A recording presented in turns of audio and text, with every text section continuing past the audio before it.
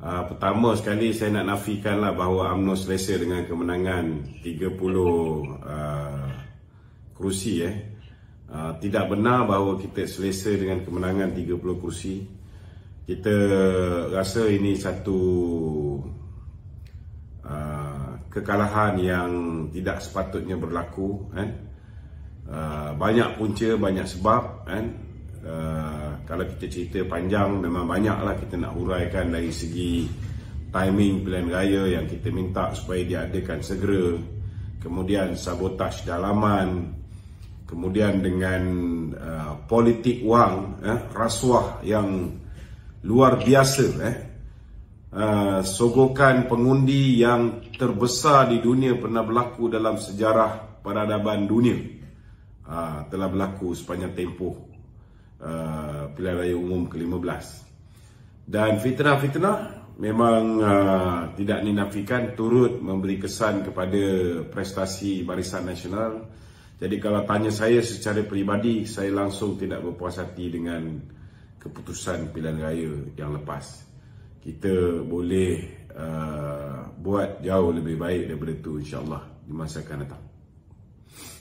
Walaupun dengan mandat yang diberi sebagai timbalan Perdana Menteri, saya tak fikir bahawa itu sepatutnya dijadikan garis ukuran tentang prestasi UMNO, BN dan Barisan Nasional. Tidak boleh disamakan benda tu. Kita kena ingat bahawa matlamat kita ialah memenangi pilihan raya, dan kita nak supaya kita mendapat mandat rakyat. Apa yang berlaku dalam pilihan raya yang lepas nyata jelas bahawa kita telah gagal untuk mendapat mandat rakyat. Walaupun pesaing-pesaing kita juga gagal mendapat mandat rakyat untuk membentuk kerajaan secara bersendirian, tetapi hakikat dia, sebagai sebuah parti politik yang terbesar di Malaysia, kita tak sepatutnya mempunyai keputusan yang sebegitu buruk. Kita juga kena sedar bahawa hari ini kita punya Presiden menjadi timbalan Perdana Menteri kerana Perikatan Nasional tamak. Mereka tidak bersedia untuk menjadi timbalan Perdana Menteri. Kalau dia tak tamak, dia bersedia untuk memberikan laluan kepada Dato' Seri Anwar Ibrahim sebagai Perdana Menteri, dia menjadi timbalan, mungkin UMNO akan menjadi pembangkang hari ini.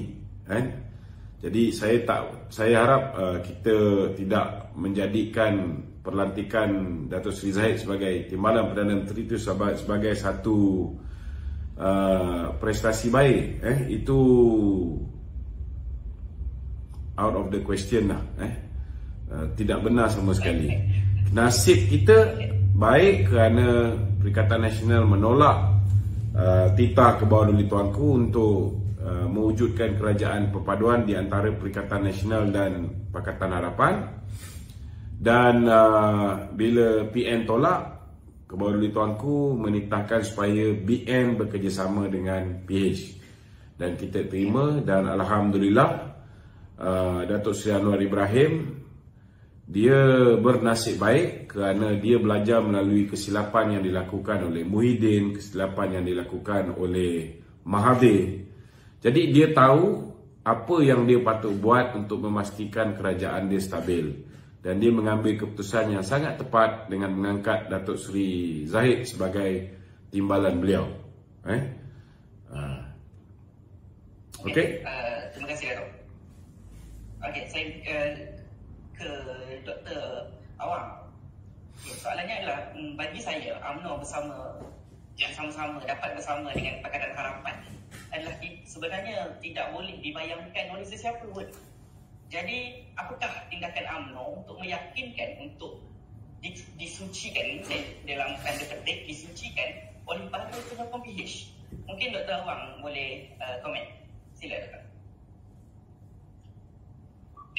Yang pertamanya, untuk tidak dapat menginisiasikan kerjasama Barisan Nasional dengan PH itu sendiri, saya kira bagi pengkaji sebelum 6 bulan ataupun setahun perkara itu boleh dijangka bahawa selepas PRU nanti tidak ada mana-mana parti mampu untuk membentuk kerajaan ataupun mencapai minimum majoriti asas. Ini sudah difikirkan dan sudah dijangka, ataupun kemungkinan kebarangkalian tersebut memang ada. Lebih-lebih lagi kita lihat terdapat yang pertama gerakan dalam UMNO itu sendiri yang dilihat cuba melakukan sesuatu terhadap Presiden mereka sendiri daripada 6 bulan, 7 bulan, 9 bulan sebelum pilihan raya sehinggalah hingga menjelang kempen pun. Jadi dengan adanya bantuan dalaman UMNO itu sendiri memburukkan parti UMNO itu sendiri ketika kempen memang seolah-olah bukan memberi kesan kepada Presiden saja, tapi kesan kepada parlimen-parlimen lain. Jadi memang perkara ini sudah dijangka, dan kalau kita lihat perhimpunan UMNO, keputusan UMNO, no DAP, no Bersatu, no PAS. Maknanya apa? Maknanya tidak ada kerjasama UMNO dengan DAP maupun Bersatu. Pada DAP ataupun Bersatu tidak akan dilakukan. Namun ia perlu dilihat dalam konteks keputusan tersebut, dalam konteks menghadapi pilihan raya umum. Tidak ada pula saya lihat keputusan seumur hidup. Memang tak pernah sebuah parti yang dinamik akan mengatakan sehati sejiwa dan sebagainya. Tapi untuk berdepan dengan pilihan raya umum, selepas pilihan raya umum belum lagi diputuskan. Tetapi asasnya mereka perlu lebih berhati-hati untuk tindakan politik akan datang. Sebab tidak ada kawan yang kekal, musuh yang kekal dalam politik. Yang kekal ialah kepentingan. Jadi saya kira perkara ini sudah bagi kami, Tuan Pengaji, malah bagi orang politik juga sekarang Dato' Lokman juga menyangka bila ada lakunya apa yang dikatakan beliau, penggunaan wang yang begitu luas, sabotaj dalaman, apa yang disifatkan dengan gerakan dalaman itu sendiri, cuba merosakkan parti itu sendiri. Saya kira ini memang betul menyebabkan prestasi UMNO menjadi rendah sedemikian rupa. Kalau tidak ada empat faktor yang dikemukakan oleh Dato' Lokman itu, memang UMNO boleh menang. Banyak lagi jika sabotaj kalangan pihak tertentu dalam parlimen politik itu tidak turun dibujuk, tidak turun mengundi, penggunaan telefon dan sebagainya selalu diciptakan. Cuma kita tahu sejauh mana perkara ini ada tindakan daripada SPR atau SPRM. Kita perlu lihatlah macam mana penguasaannya. Tapi bagaimana yang keduanya, pensucian UMNO ini oleh musuh politik mereka sendiri. Tetapi kita kena lihat dalam kes apa yang berlaku terhadap Presiden UMNO. Dan ramai ahli UMNO tahu bahawa dan mereka percaya Presiden UMNO berdepan dengan lebih 80 tuduhan itu mereka anggap sebagai pendakwaan terpilih. Lebih-lebih lagi apabila Presiden UMNO menolak untuk membubarkan parti UMNO dan membawa ahli parlimen, membawa ahli UMNO itu menyertai Bersatu pada permintaan Dr. Mahathir ketika beliau jadi Perdana Menteri. Tidak lama selepas beliau menolak, beliau terus drama ke mahkamah tersebut pun popular. Jadi masih ramai lagi ahli UMNO yang rasional, yang percaya ini ada kaitan dengan penolakan. Sebab difahamkan ada juga yang dikatakan terlibat tapi tidak didakwa. Jadi ini menarik dan kita lihat sejauh mana kajian kerajaan yang ada ini dapat memastikan konsep keadilan dan sebagainya itu diperjuangkan. Jadi ini merupakan semacam open secret perangan orang politik itu sendiri. Seterusnya kita lihat apabila bagaimana nak mensucikan, bagaimana UMNO disucikan oleh DAP atau sebagainya, kita lihat apa yang dibuat oleh musuh UMNO itu sendiri. Ada yang mendesak pemilihan awal, ada yang kata pemilihan awal, ada melibatkan ROS dan sebagainya. Kalau orang yang peka terhadap politik, mereka tahu ada kuasa politik tertentu yang cuba mempengaruhi keadaan politik dalam konteks UMNO. Sehinggalah saya kira perkara ini mulai sedikit berubah apabila didedahkan terdapat perjanjian di antara Perdana Menteri yang ke-9 dengan Perdana Menteri ke-8 sebelum itu. Ini juga sering dikemukakan dan dibawa oleh Datuk Lokman Adam yang banyak juga menjelaskan perkara tersebut. Jadi musuh UMNO tahu bahawa inilah kelemahan ataupun inilah satu strategi politik untuk melemahkan UMNO, dan DAP ataupun PH tahu jika ia dibiarkan keputusan tentulah dari segi keadilan itu sendiri memang pilihan wang pajak. Dan satu lagi kita lihat hubungan Presiden UMNO ini hakikatnya dengan pengurusi PH itu punya sejarah yang panjang. Sebab mereka ini kawan-kawan lama. Datuk Seri Zaid Hamidi, Datuk Seri Anwar, Datuk Seri Sarafuddin, Nasution, apalagi ada 3-4-5 orang. Bukan sejarah yang lama. Seperti Datuk Seri Sarafuddin dulu dia adalah setia penolong seragam UMNO. Dan Datuk Zahid ketika itu adalah ketua pemuda UMNO. Dan Datuk Seri Anwar pernah bersama dengan UMNO sebagai timbalan presiden. Dan Datuk Seri Zahid sebagai ketua pemuda. Hubungan ini merupakan hubungan yang tidak dapat dijual beli. Jadi untuk melihat gabungan tersebut bagaimana, kita lihat ada unsur keserasian disebabkan punya sejarah lama yang tidak ada pada pemimpin yang lain. Hubungan yang baik, hubungan rapat bermula sejak tahun 80-an lagi. Saya kira tahun 70-an, 80-an sudah bermula dah hubungan tersebut. Jadi saya kira ini mempengaruhi ciri-ciri keserasian dalam konteks pembinaan sebuah kerajaan perpaduan ini. Saya kira ini antara faktor yang dipertimbangkan dalam bentuk kerjasama tersebut. Ya. Saya nak tambah sikit sebelum pergi ke soalan seterusnya. Saya rasa bukan lagi masanya untuk bercerita tentang PH mensucikan BN. Sebenarnya kalau nak kira kelemahan ni, bukan hanya di sebelah pihak BN saja ada isu. Di sebelah pihak PH pun ada isu. Bukan hanya orang PH saja mengata macam-macam pada orang BN.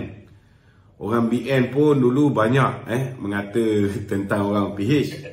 Itu kita kena faham. Kalau nak dikeluarkan balik apa yang orang BN cakap terhadap Datuk Seri Anwar, terhadap PH, terhadap DAP, macam-macam boleh keluar.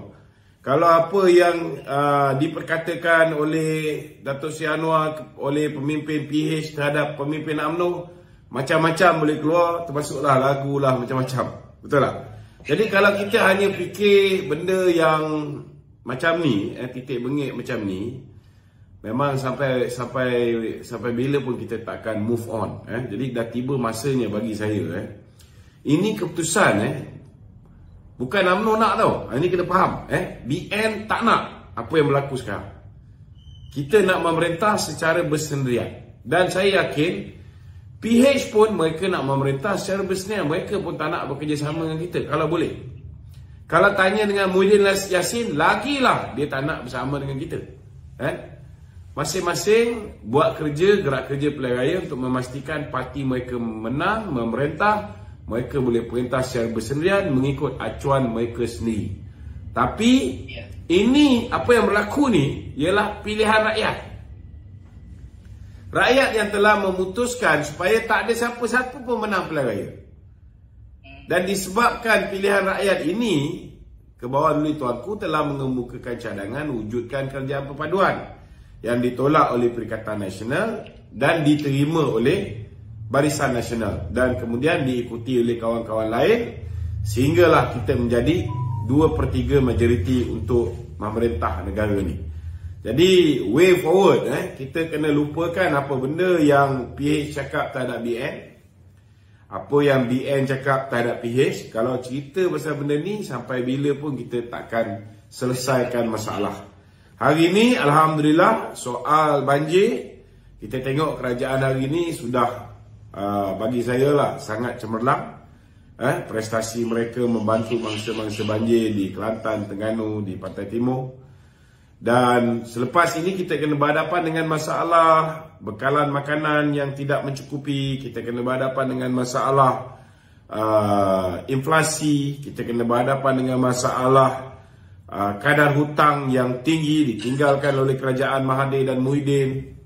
Banyak benda yang kita kena fikirkan benda ni. Jadi saya rasa lebih baik kita fikirkan macam mana kerajaan Barisan Nasional dengan kerjasama kerajaan PH yang hari ini membentuk bersama dengan rakan-rakan GPS, GRS, KDM, Bebas, Warisan membentuk kerajaan perpaduan ni, macam mana mereka boleh mengukuhkan kedudukan ekonomi negara, boleh menyelesaikan masalah-masalah rakyat. Rakyat sekarang ni masih lagi belum keluar daripada hambatan-hambatan kesusahan kehidupan. Rakyat hari ini sedang berhadapan, sedang bergelut macam mana nak selesaikan soal duit tak ada, anak nak mula start sekolah ni. Rakyat hari ini sudah mula bertanyakan ada tak peluang ada KWSP 2.0. Walaupun kita tahu 81% di kalangan pencarum KWSP ni duit dalam simpanan dia below RM1,000, bawah RM1,000. Betul. Banyak benda yang kita rasa dah tiba masa kita move on, kita fikir macam mana nak selesaikan masalah rakyat. Okey, silakan soalan tadi. Okey. Saya boleh tanya soalan. Okey, untuk saya nak tambahkan itu. Ya. Ya, kita perlu bergerak ke depan. Memang untuk kita nak bangkit cinta lama itu saya kira sudah cukup kurang relevan lagi sebab kita nak bergerak ke depan, nak buka buku baru. Dulu pun ada PAS ke satu tu ada yang mengata PAS parti pemimpin masa mereka musuh tu yang mengatakan PAS parti ajaran sesat contoh. Jadi bila mereka bersama tidak timbul lagi isu sedemikian. Jadi yang penting sekali lagi ini ialah untuk bergerak ke depan, untuk memikirkan penyelesaian, bukan memikirkan kisah-kisah yang lalu, tapi memikirkan masa depan, penyelesaian sama ada dalam tempoh jangka singkat, jangka pendek, jangka sederhana, jangka panjang untuk menerangi ataupun menyantuni kehidupan rakyat yang selepas berbagai peristiwa, selepas pandemik, selepas banjir dan pada tahun harapan dan minggu harapan lebih banyak lagi cabaran-cabaran ekonomi yang datang yang memberikan kesan kepada rakyat di seluruh Malaysia. Jadi inilah saya kira fokus yang perlu diberi perhatian oleh pihak kerajaan, malah masyarakat sivil dan juga rakyat jelata.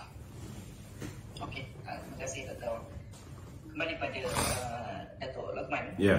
Sekarang kita dah tahu yang bahawa Dato' Sri Zahid sekarang menjawat jawatan Timbalan Perdana Menteri. Tapi ada desakan dari dalam anggota parti sendiri yang dikatakan mahu menendang beliau sebagai presiden parti.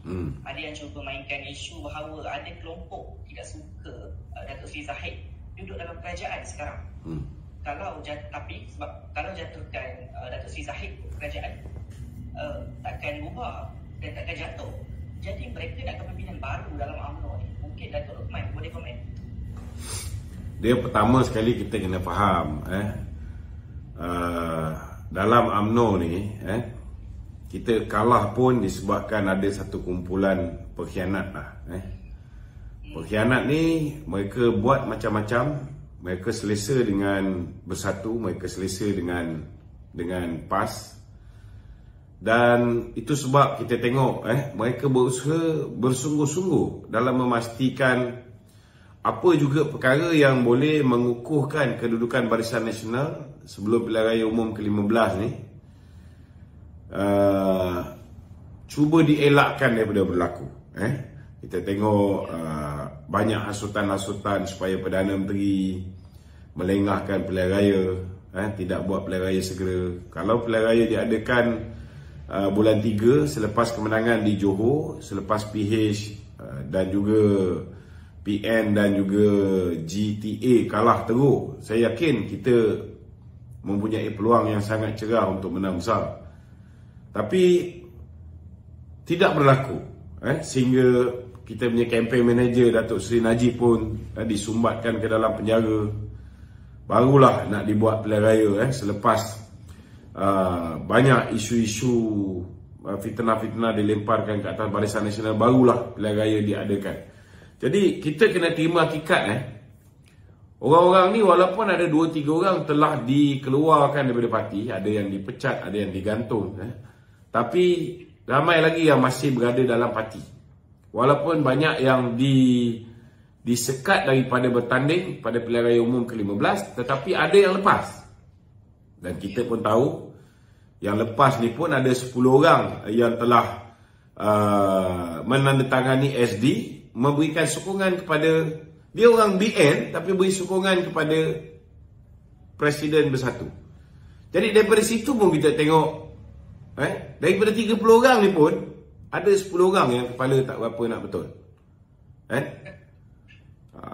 Betul lah Datuk Seri Presiden ni dia seorang yang pemaaf, dia boleh maafkan ni, tetapi bagi saya rakyat Malaysia khususnya ahli UMNO tak boleh lupa benda ni.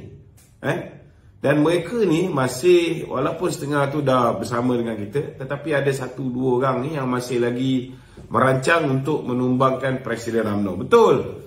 Kalau misalnya mereka berjaya, mereka berjaya. Ada yang kata kita dah ada 148.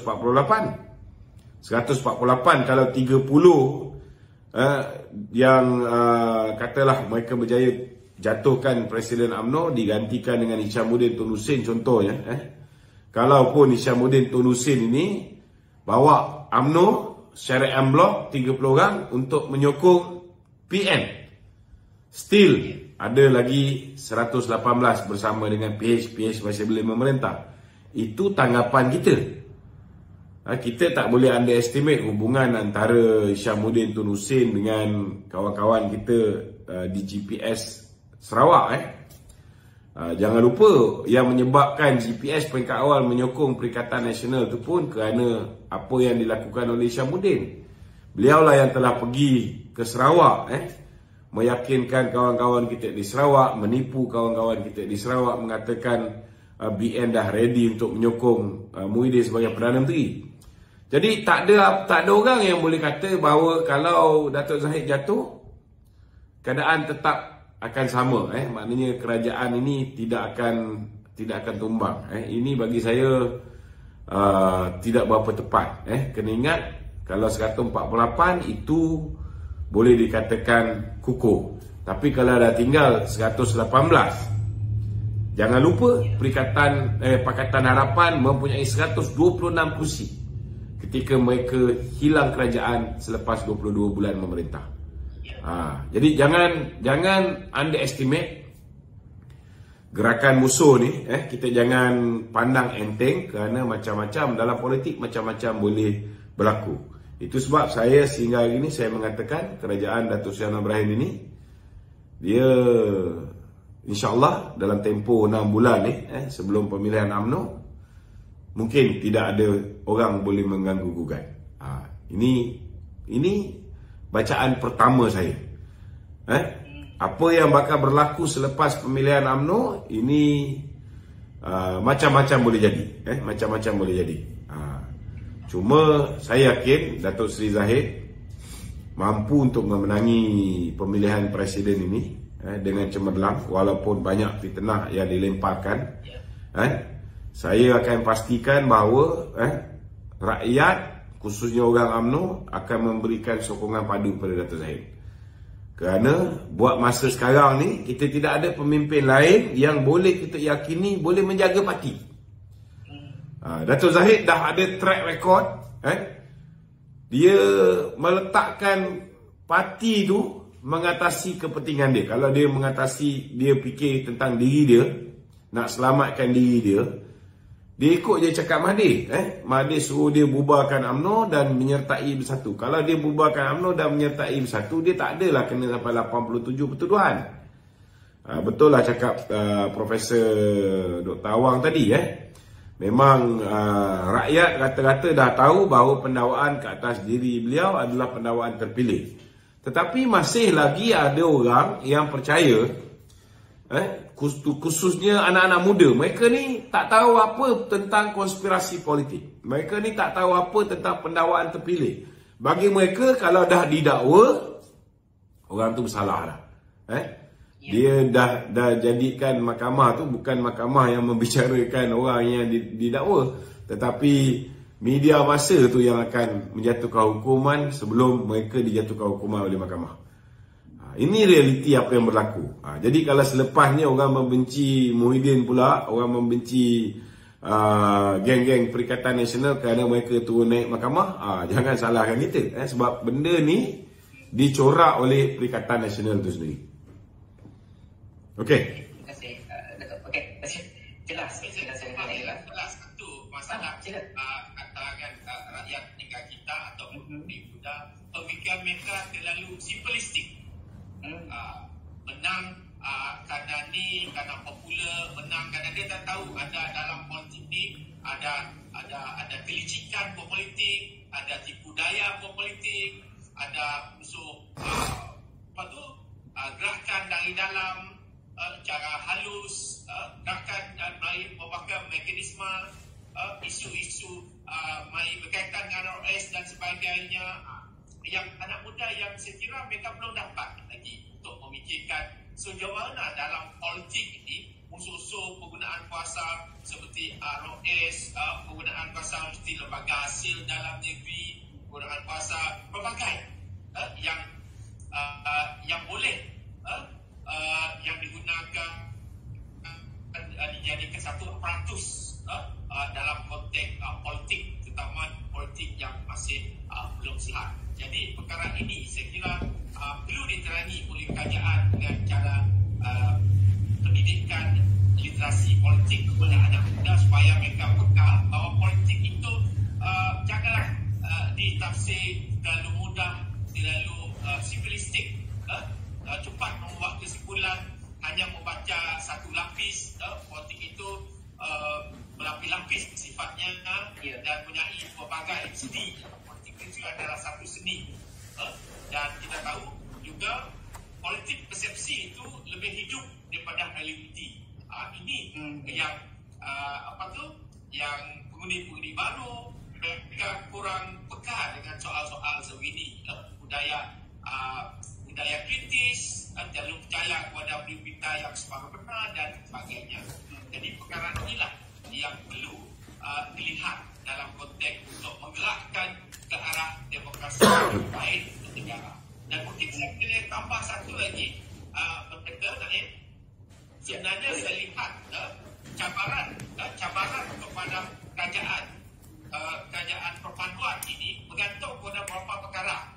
Yang pertama, dijangka pilihan negeri Kedah, Terengganu dan juga Kelantan dijangka bulan awal-awalnya sebelum bulan Ramadan.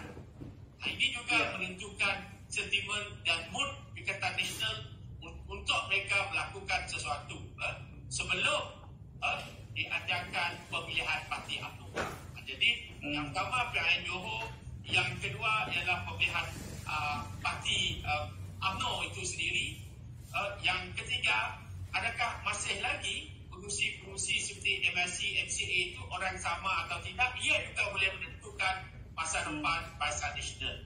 Yang keempat, sejauh manakah isu-isu yang disebut kita tadi, isu ekonomi, kos kenaikan barang, perkhidmatan dan sebagainya, inflasi, masalah kenaikan harga yang berlipat ganda, isu seperti masalah telur, isu jalan raya dan isu macam-macam perkara. Sebab isu-isu benda ini, isu yang sama, isu yang berulang selalu dijadikan naratif.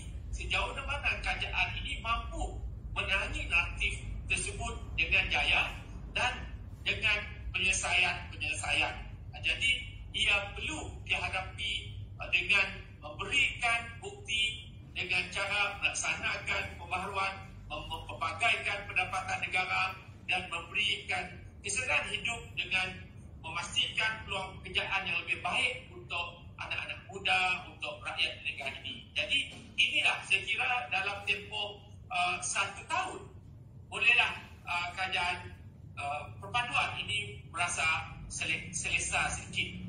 Kalau tidak dijalani perkara itulah yang menentukan jatuh bangunnya sebuah kerajaan perpaduan ini. Jadi 3 bulan yang pertama, 6 bulan pertama, 9 bulan yang seterusnya menentukan kelangsungan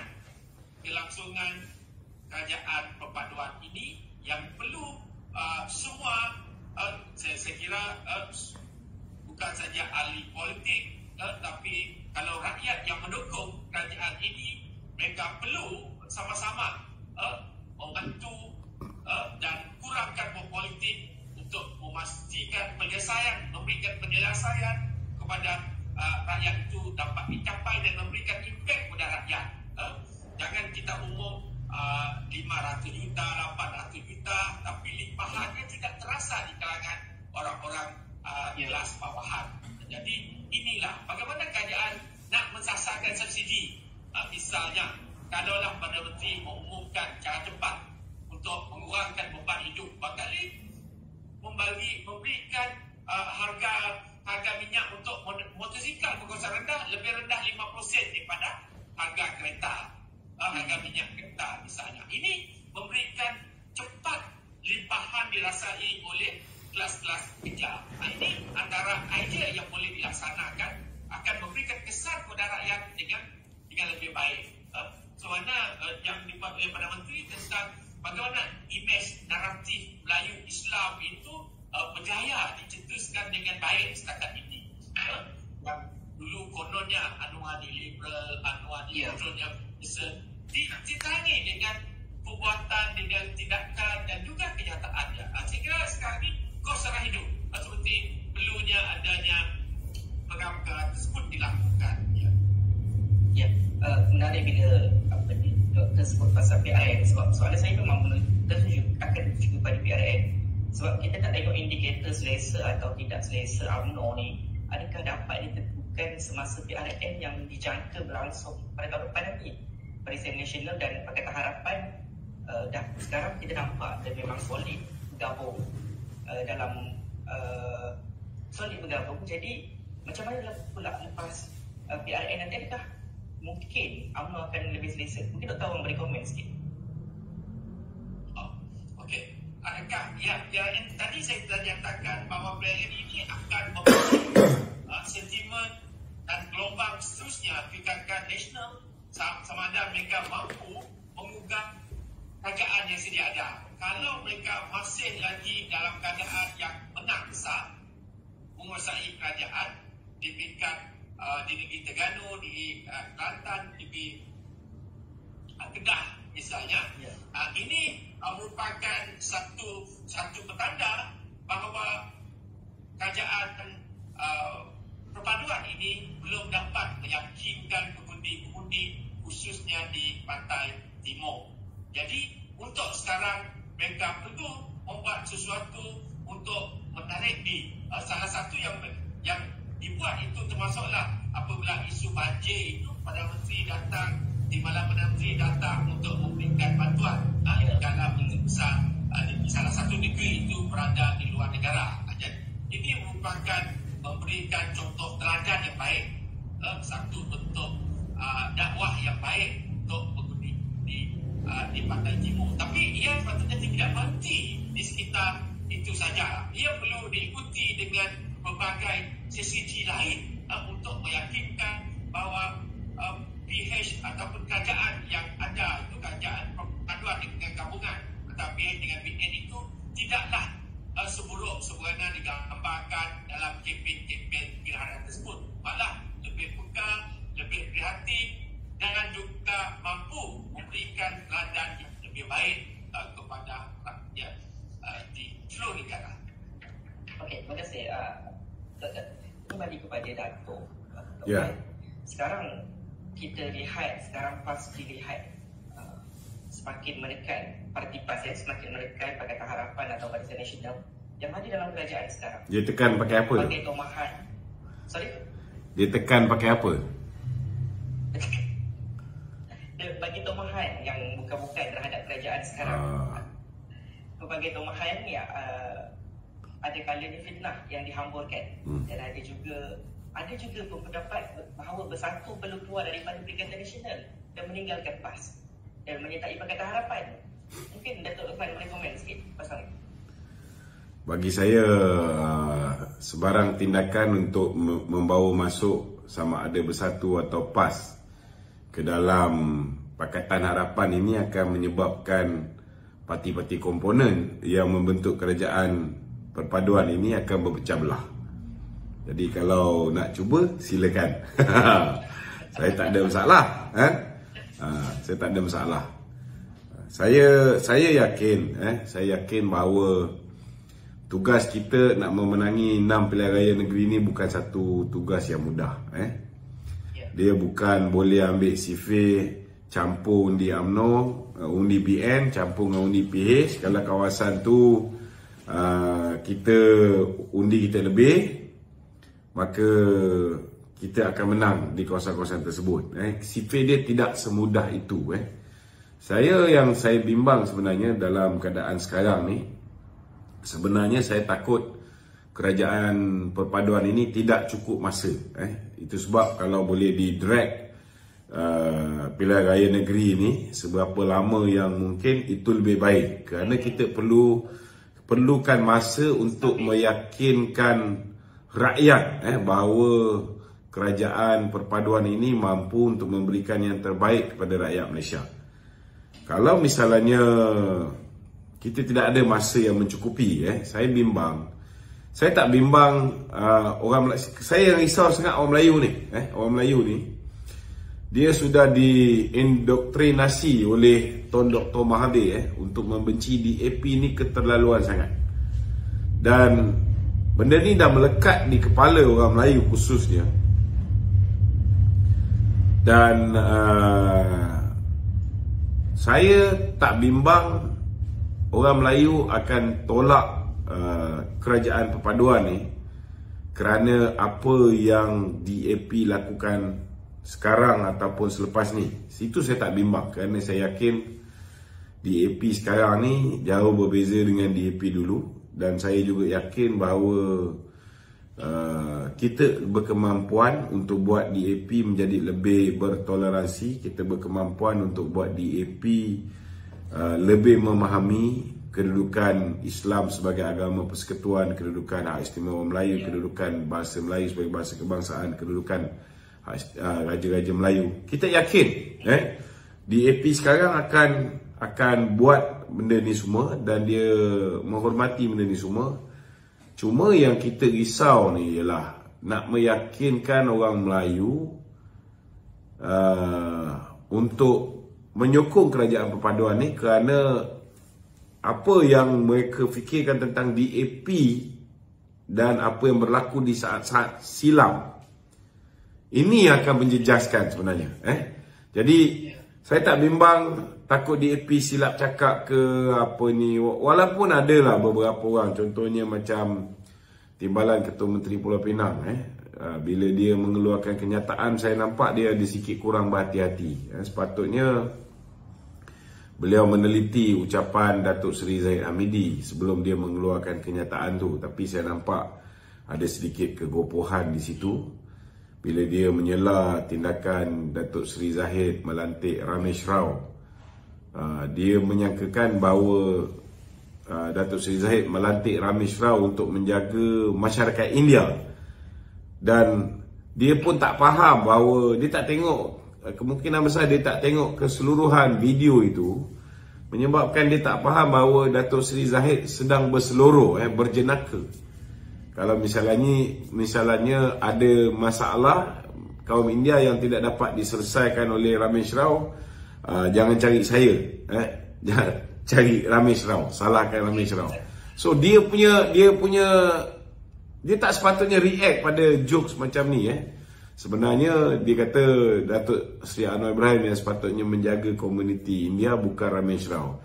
Apa yang berlaku sebenarnya ketika dalam program tu saya ada, Datuk Zahid dia melantik Ramesh Rao sebagai pegawai khas beliau untuk menjaga komuniti India, Itu hak dia lah sebagai Timbalan Perdana Menteri, dia nak lantik siapa pun, Malah saya yakin mana-mana menteri, mereka pasti ada seorang pegawai Cina, seorang pegawai India, kena ada berbilang bangsa lah pegawai-pegawai khas ni, betul tak? Jadi takkanlah Perdana Menteri nak ambil alih tugas sebagai pegawai khas kepada Timbalan Perdana Menteri. Itu sebablah saya rasa pemimpin-pemimpin tak kira lah daripada DAP ke, daripada UMNO ke, daripada PAS ke, to move forward, kena hati-hati dalam membuat kenyataan, kerana musuh kita ni Perikatan Nasional tau. Perikatan Nasional ni dia tunggu je kita silap buat kenyataan, mereka akan spin kenyataan ni. Itu sebabnya kita tengok hari ni mereka tak ada modal, kecuali apa yang Ramasamy cakap lah, mereka tak ada modal nak burukkan kerajaan perpaduan ni. Mereka keluarkan kenyataan Dong Zong, contohnya kenyataan lama, ataupun kenyataan dia menuntut pengiktirafan UKEC, UEC, mereka keluarkan kenyataan lama yang dibuat oleh Ngah Komen. Ini yang saya bimbang, benda-benda lama ni dia akan menjejaskan sokongan orang Melayu khususnya. Jadi sebenarnya ramai orang tak tahu bahawa UMNO mengambil satu risiko yang besar jugalah, tetapi kita tak boleh menyerah kalah. Ini adalah cabaran UMNO. Kita kena mampu untuk yakinkan orang-orang Melayu khususnya, kita punya kumpulan sasar kita, bahawa kerajaan perpaduan ini boleh menjaga kepentingan Islam orang Melayu, kepentingan bahasa Melayu, kepentingan raja-raja Melayu, dan dalam masa yang sama kita juga kena yakinkan golongan bukan Melayu bahawa kerajaan perpaduan ini mampu menjaga kepentingan semua kaum. Ini cabaran yang terbentang di hadapan kita. Saya harap orang-orang UMNO khususnya tidak mudah menyerah kalah, walaupun ada kemungkinan besar. Saya dapat gambarkan kita akan berhadapan dengan satu persaingan yang sengit, khususnya di Kelantan, Terengganu, dan juga mungkin di Kedah. Kita akan berhadapan dengan saingan yang sengit di 3 negeri ini, kerana saya faham sangat orang Melayu yang sudah didoktrinasi oleh Tun Dr. Mahathir, oleh pemimpin-pemimpin macam Muhyiddin dulu. Ini menyebabkan bukan satu benda yang mudah untuk kita ubah pendirian orang Melayu sekelip mata untuk boleh menerima DAP. Nak bagi dia orang faham bahawa DAP sekarang bukan macam DAP yang dulu. DAP sekarang dipimpin oleh Anthony Loke, lebih pragmatik, lebih berfikiran terbuka, dan mereka juga belajar melalui kesilapan mereka. Mereka pernah ada kerajaan, duduk dalam kerajaan, dapat nikmati macam-macam, tiba-tiba disebabkan keterlanjuran kata, keterlanjuran perbuatan, terlalu agresif, akhirnya menyebabkan mereka hilang kerajaan. Sudah pasti mereka juga tak mau hilang kerajaan. Jadi saya yakin bahawa kita, bak kata orang tu, kita mampu untuk jinakkan kawan-kawan kita. Berbeza dengan PAS, dengan Bersatu yang dijinakkan oleh kawan-kawan mereka. Yang ini yang sebenarnya PAS dan Bersatu bimbang. Mereka takut kalau kita ada ample time, contohnya kita ada 5 tahun untuk pilihan raya negeri ni, memang kita akan berhadapan dengan satu persaingan yang sangat sengit, khususnya untuk yakinkan orang Melayu.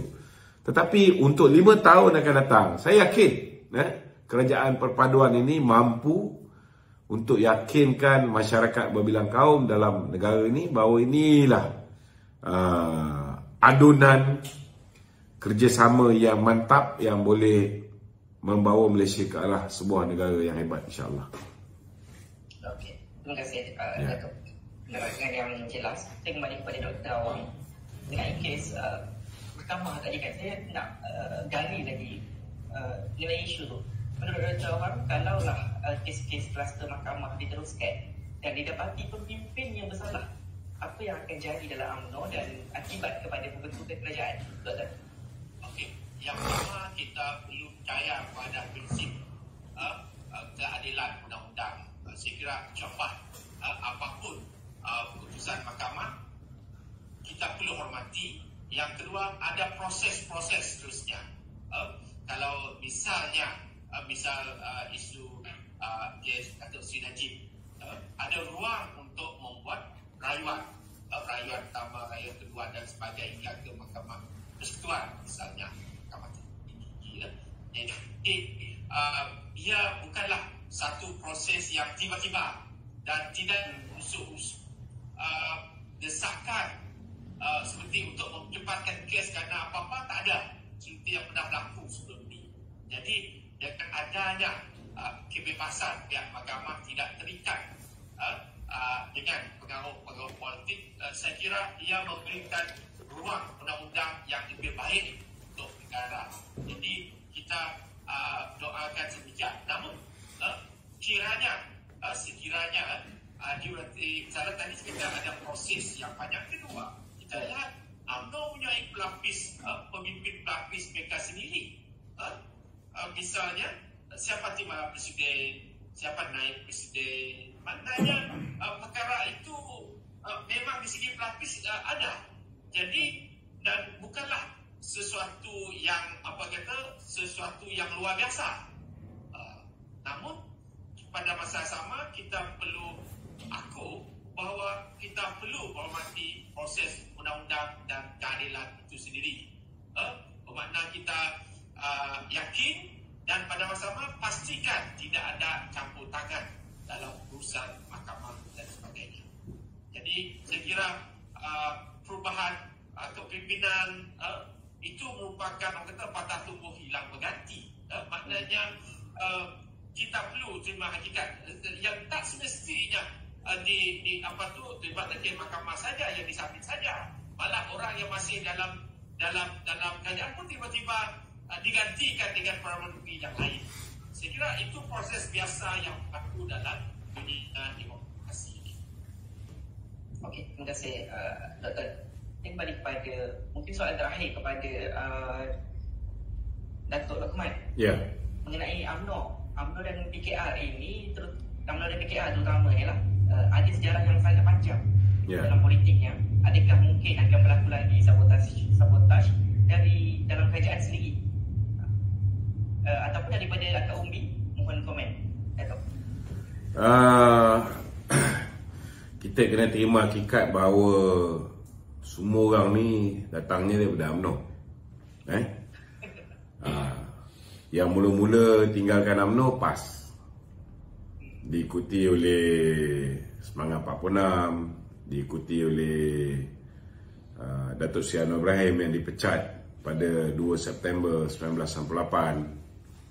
Kemudian kita tengok Tun Dr. Mahathir keluar daripada UMNO 2 kali, bukan sekali, 2 kali.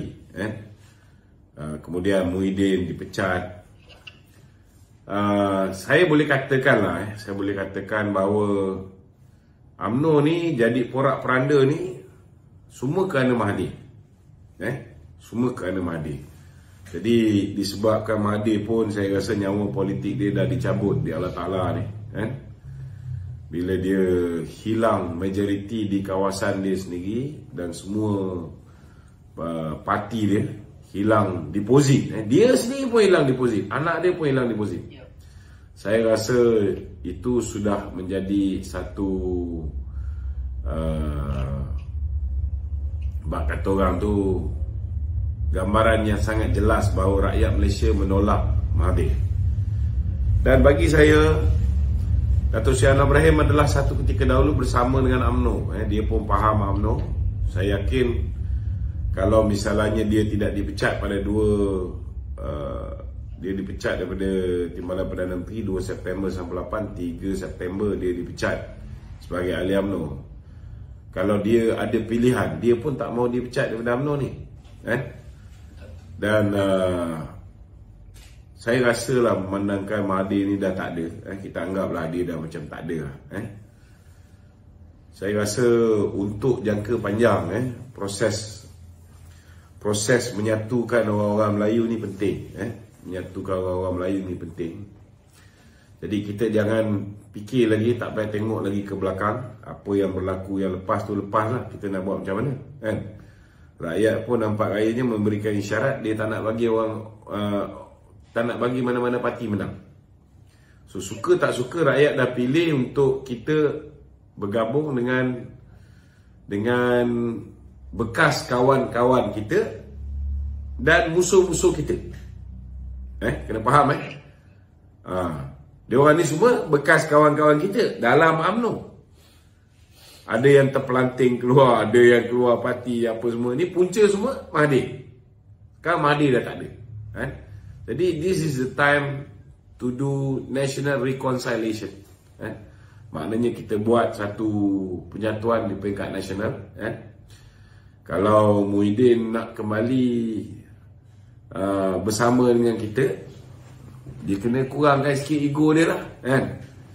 Tapi saya rasa mungkin itu jauh sangat lah. Mungkin orang UMNO pun tak nak tengok muka Muhyiddin ni dalam parti kita. Tetapi bagi saya, tak ada mustahil kalau satu ketika nanti semua orang akan kembali bersama dengan UMNO, khususnya orang-orang yang pernah berada di dalam UMNO tu. Jadi kalaupun tidak bersama dalam sebuah parti, kalau kita boleh terus kekal bersama dalam sebuah apa yang dipanggil sebagai coalition ataupun sebuah parti komponen, itu pun dah kira bagus. Dan bagi saya hari ini UMNO masih lagi sebuah parti yang mempunyai keahlian di kalangan orang Melayu paling ramai di Malaysia. Dan kelebihan dia hari ini kita bekerjasama dengan PH yang mempunyai sokongan pengundi bukan Melayu paling ramai di Malaysia. So ini satu gabungan yang sangat cantik. Orang Melayu bergabung dengan parti yang mendapat mandat bukan Melayu paling besar. So dua parti ni akan menyebabkan kita boleh menembusi kawasan-kawasan marginal. Maknanya kawasan-kawasan yang memerlukan India dan China untuk menang, tidak ada halangan untuk kerajaan perpaduan ini memenangi. Mungkin kita akan ada laluan yang sikit sukar di Kelantan, di Terengganu, kawasan-kawasan yang saya rasa 90% pengundi Melayu ke atas. Yang ni mungkin PAS mempunyai peluang yang cerah. Tapi jangan terlalu yakin, kerana sebelum ni mereka ada duit yang banyak. Dia ada godfather, Muhyiddin yang supply duit kat dia. Selepas ni tak mustahil bahawa rasuah-rasuah, penyelewengan, salah guna kuasa akan terdedah. Maka akan ada orang yang turun naik mahkamah. Bila turun naik mahkamah, akaun akan dibekukan. Jadi kemewahan yang mereka ada untuk membeli undi, termasuklah dengan menggunakan duit judi untuk beli undi ni, lepas ni dah tak ada, kan? Jadi belum tentu prestasi mereka ni sama baik seperti mana prestasi PRU 15, kan? Dan mungkin ada anak-anak muda yang fikir masuk PAS sama dengan masuk Islam. Lambat laun mereka akan sedar bahawa PAS ni pun parti politik biasa. Lambat laun mereka pun akan tahu tentang hipokrasi PAS, mereka akan tahu tentang, terutamanya kita tengok bila mereka berhadapan dengan pilihan raya, mereka ada duit luar biasa banyaknya. Bila time Kelantan Terengganu berhadapan dengan masalah banjir, kita lihat duit yang sepatutnya mereka belanjakan untuk membantu mangsa banjir, patutnya itulah duit yang dipakai, tak dipakai pula. Malah kalau kita lihat Menteri Besar Terengganu lebih sibuk pergi bercuti ke Auckland. Dia dah pergi ke pusat penempatan banjir sementara. Dia tahu keadaan banjir makin lama makin teruk, and yet dia pergi juga ke Auckland. Dan bila dia pergi ke Auckland, dia bercuti 11 hari, dia tak ada pun ambil kesempatan nak potong separuh. Pergi tu nak pergilah, makan angin nak pergilah. Tapi at least considerate sikit lah, bila ramai yang mati dan sebagainya, keadaan dah teruk sangat, dah lebih 40,000 orang duduk di pusat penempatan banjir. Takkanlah tak boleh potong daripada 11 hari itu pergi ke 5-6 hari. Tapi dia ambil pesan nak teruskan juga. So benda ni semua akan dinilai oleh rakyat, dan saya yakin ianya juga akan menjadi saham kepada kekurangan sokongan rakyat terhadap PAS di Kelantan dan Terengganu. Tapi kalau misalnya orang PAS ni, khususnya penyokong-penyokong dia, walaupun apa yang dah berlaku ni, mereka masih lagi memberikan sokongan kepada PAS dalam pilihan raya umum yang pilihan raya negeri yang lagi 6 negeri ni, kita tak boleh nak cakap apa lah. Itu hak mereka, it's going to be their own funeral. Kita tak boleh nak petikai, itu hak mereka. Mereka nak buat apa dengan benda mereka, itu kita tak boleh petikai. Cuma kita harap mereka boleh menilai. Dan jangan sekali lagi mengulangi kelabu mata ni. Dapat sikit imbuhan, dapat sikit sogokan, mungkin dapatlah nikmat tu 5-6 hari, boleh bertahan seminggu paling lama pun. Tetapi selepas tu mereka gadaikan kehidupan mereka untuk 5 tahun akan datang. Lepas tu sibuk, kenapa YB ni tak turun pilihan raya? Engkau yang pilih. Kena ingat, lepas ni kalau dia orang cakap banyak, kita beritahu dengan dia orang. Dia orang ni siapa yang pilih? Sama juga dengan apa ni, Menteri Besar Terengganu ni. Kamu bagi sokongan sampai 8-0. Solid bagi kepada PAS di Terengganu, Perikatan Nasional di Terengganu. Last kali apa yang kamu dapat? Hadaplah. Ya. Okey, terima kasih Datuk. Saya dapat cue masa kita tak cukup masa macam ni. Ya, saya pun lepas ni ada live lagi sekali ni untuk cover kawan-kawan yang tunggu lama kita tak buat live. Saya bagi 1 hingga 2 minit kepada bermula dengan Dr. Awang untuk buat penggulungan mengenai tajuk. Sila Dr. Yang penting saya lebih lihat ke harapan, dan bukan saja tidak tanduk kenyataan pemimpin politik, tapi juga kita perlu akur juga apa yang dititahkan oleh Yang Tuan Agong, supaya kita jangan lagi terlalu politik, kita fokus kepada isu rakyat. Dan pada masa yang sama juga untuk rakyat biasa seperti orang macam saya ni, kita perlu sama-sama mendukung the government of the day, kerajaan yang sedia ada, bagi peluang kepada mereka. Bukan dah baru tak sampai 2 bulan sudah macam-macam, seolah bersamaan 12 bulan. Jadi kita kena berlaku adil dalam memberi penilaian. Bukan baru 1 bulan angkat sumpah, baru 2 bulan angkat sumpah, sudah mengharapkan seperti benda itu sudah diperintah selama 17 bulan ataupun berapa bulan yang baru. Jadi peluang itu perlu untuk dibuktikan, barulah kita membuat penilaian yang lebih adil dan saksama. Jadi itu perkara yang perlu dibuat untuk kita sama-sama bergerak ke depan. Dan secara rumusan seterusnya saya lihat bahawa kita tak perlu lagi lah kita tengok belakang apa sekali. Yang kita nak lihat ialah penyelesaian dan tindakan. Mana-mana parti politik itu misalnya bila memegang jawatan Perdana Menteri, kadang-kadang tidak boleh saja menjadi bersifat pendakwah, terlalu memaafkan dan sebagainya. Pada masa yang sama, dakwah itu boleh pelbagai kan. Dakwah itu bukan sekadar memberikan ruang dan sebagainya, tapi pada saya menunjukkan ketegasan kerajaan yang ada. Jika tidak tegas, tidak berani bertindak mengikut apa yang diyakini sebagai benar, itu saya kira kerajaan ini tidak lama.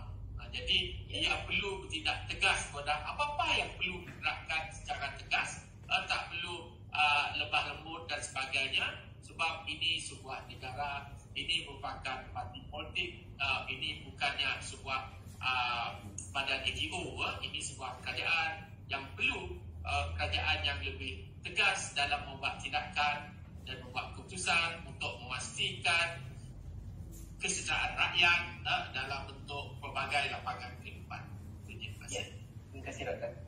Saya serah kepada Datuk untuk buat penggulungan 2 minit. Okey, saya rasa saya dah cakap lah semua benda yang saya nak cakap. Cuma saya mengharapkan supaya jentera-jentera UMNO, begitu juga dengan PH, di semua peringkat kena rancakkan program-program secara bersama. Kita minta supaya UMNO khususnya mengadakan program-program di peringkat bahagian untuk meyakinkan, kerana ramai orang tak tahu apa faedahnya kita memilih Pakatan Harapan berbanding dengan Perikatan Nasional. Ini kalau kita gagal untuk terangkan, maka ramai ahli UMNO sendiri pun sukar untuk memberikan sokongan terhadap kerajaan perpaduan ni. Jadi kita kena explain, kita kena beritahu kalau kita bersama dengan Perikatan Nasional, pertamanya masa depan UMNO tu musnah. UMNO ada 191 bahagian dan PN sudah memenangi 74 kursi. Maknanya daripada 191 bahagian tu, 74 kursi ni UMNO tak boleh bertanding. Ini kursi kawasan Melayu ni yang dimenangi oleh PAS dan juga Bersatu. Jadi kursi-kursinya UMNO tak boleh bertanding. Maknanya UMNO hanya boleh bertanding di 26 kursi yang sedia ada, dan mungkin UMNO boleh bertanding di kawasan yang PKR bertanding. PKR menang, mungkin ada lebih kurang adalah 18 kursi. Begitu juga dengan PAN. Jadi maksimum kalau 26 campurlah lagi 5, UMNO boleh bertanding lebih kurang 31 kursi. Jadi apa jadi dengan masa depan UMNO? Kalau UMNO dalam pilihan raya umum yang ke-16 hanya bertanding 31 kursi kalau kita meneruskan kerjasama dengan Bersatu dan PAS. PAS dan Bersatu akan pertahankan kawasan yang mereka menang, dan kita tak ada peluang untuk merampas balik kursi-kursi tersebut. Sebaliknya, kalau kita bersama dengan DAP, DAP tak bertanding di kawasan-kawasan yang UMNO bertanding. Satu kursi pun DAP tak bertanding. Jadi kita tak perlu takut dengan DAP ni. Mereka akan jadi kawan kita yang mengukuhkan kedudukan kita. Sebab apa saya kata begitu? Kerana kursi-kursi yang kita bertanding, ada undi China dan India, DAP akan bantu kita dapatkan undi China dan India. Begitu juga sebaliknya. Kalau sekarang ni DAP boleh menang 40 kursi kerana mereka tak boleh dapat undi Melayu, UMNO akan bantu DAP untuk dapatkan sokongan orang Melayu. Dan DAP boleh menang lebih banyak kursi, UMNO juga boleh menang lebih banyak kursi. So kalau kita boleh explain win-win situation ni, kita akan lebih mudah buat orang boleh terima kerjasama baru antara UMNO dengan Pakatan Harapan. Jadi saya harap jentera-jentera penerangan khususnya di peringkat Akaumbi dapat mengadakan program-program penjelasan, dan mungkin the next level, selain daripada UMNO buat, PKR pun kena buat, DAP pun kena buat, kena fahamkan ahli masing-masing, dan kemudian the next level kena banyak talk show, kena banyak program-program bicara tokoh dan sebagainya yang melibatkan kepimpinan UMNO PAS, UMNO, PKR, DAP, Amanah, supaya kerjasama ni nampak, bukan hanya kerjasama ni kena jitu, kena mantap, tetapi ianya mesti dilihat mantap.